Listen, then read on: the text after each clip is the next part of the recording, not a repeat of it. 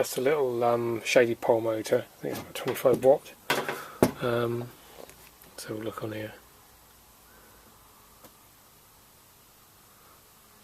It says 74 watt, but that's the power it uses. 22 watt utility, that's what the work it does. So it's a 22 watt motor. It takes 74 watts to do 22 watts worth of work, which is why these little shady pole motors are not very efficient. Most of the energy goes in heat, that's why they tend to run so hot. But this was new in 15th of the 12th 99, made in French.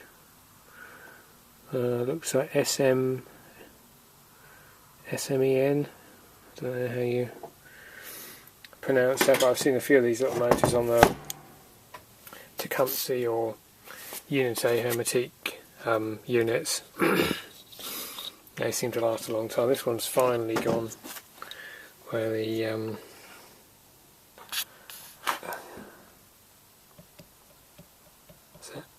front bearing's gone, so I expect the bearing's worn and the rotor's caught on the stator. But we'll take it apart and have a look. I expect this has got bronze bearings in it compared to crappy steel ones you get in modern motors. I just thought it'd be interesting to see what bearing type it's got in there and so on. I've got that apart.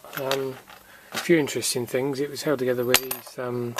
Usually they have a bolt, 4 bolts on them together, and these are aluminium pins. And they just feed them through the 4 holes, one in each corner, and like a rivet, really, like a long rivet. Just squash the end over.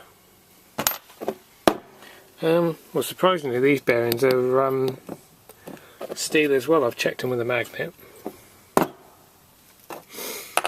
Although this end we had a little plastic cover, and then I don't know if that's a little seal.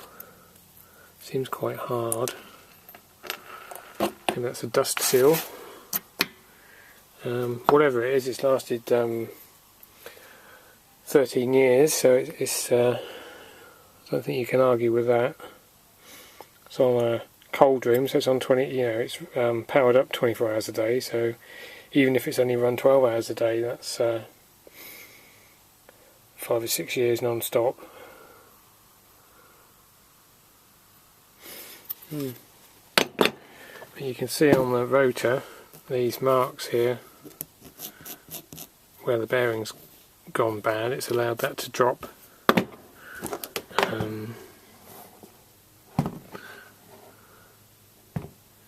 See the marks there where it's been catching.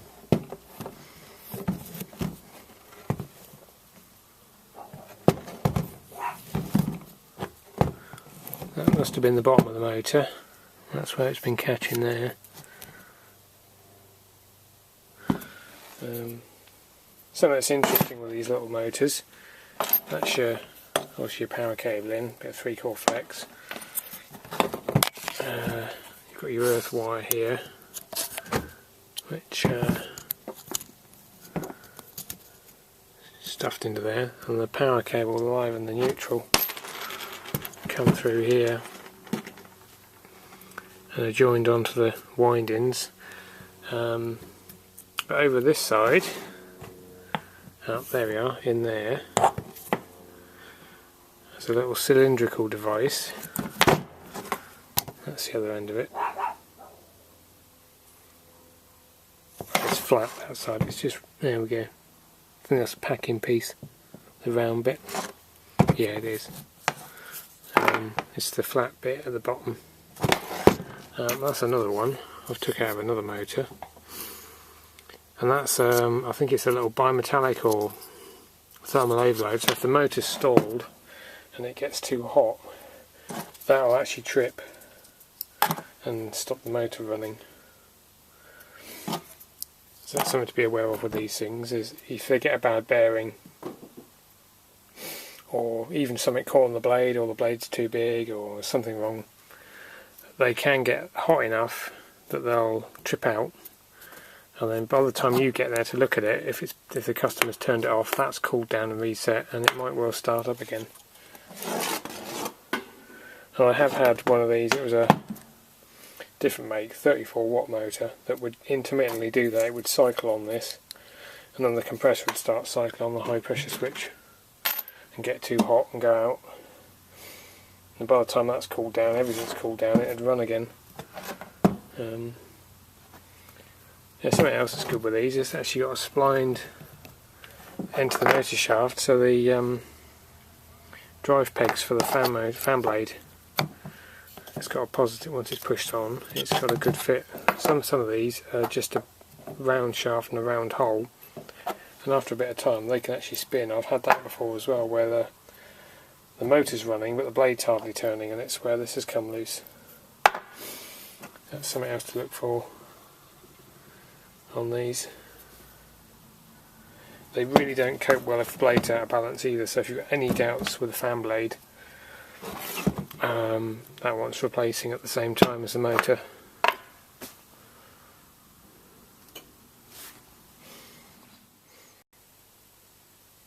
Right, well, I was just curious what the difference is between this Elco motor that failed after quite a short time, I mean within a couple of years, and this one that had done 13 years. That's the little housing that went on there and held the bearing. It's got a spring washer in there. That's the bearing. It's quite a big bearing, and then you've got this felt washer that goes round the bearing and sits in that little housing. And the bearing kind of sits on the end of that housing and can self-align, and held in place by that spring washer. And that is still, after 13 years, that's still wet with oil in there. That's the one that's done the hours. And in this one, I've got a similar spring washer. The bearing there is much sort of shorter, smaller diameter, the hole's smaller. But all we've got in here is it's like some grease.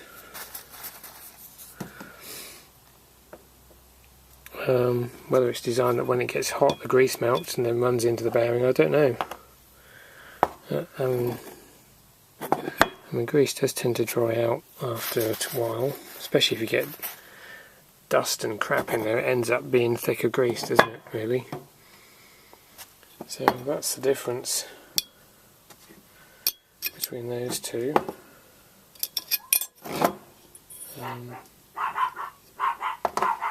So not only that, but the shaft is smaller, so you've got less. Not only is the bearing shorter, the hole's smaller, so you've got less. It's probably half the area.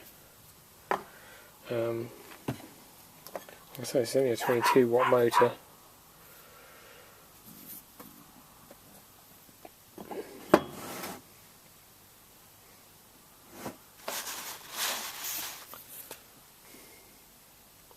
So I guess you get what you pay for. I think the original one, if you buy the original part for these, is £125, and these are probably about £10 or £15. So you can see you get your money's worth out of them. Yeah, if they spent another £5 or £10 on these, they'd probably last as long, wouldn't they? You know, it wouldn't take much to put a better even ball bearings in there, a ball race.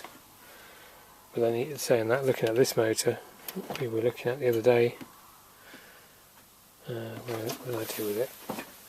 There we are. Even that bearing sounds dry, and it's only been on there 3 or 4, 5 years maybe. So not only do you want ball bearings, you want good quality ones, not cheap rubbish.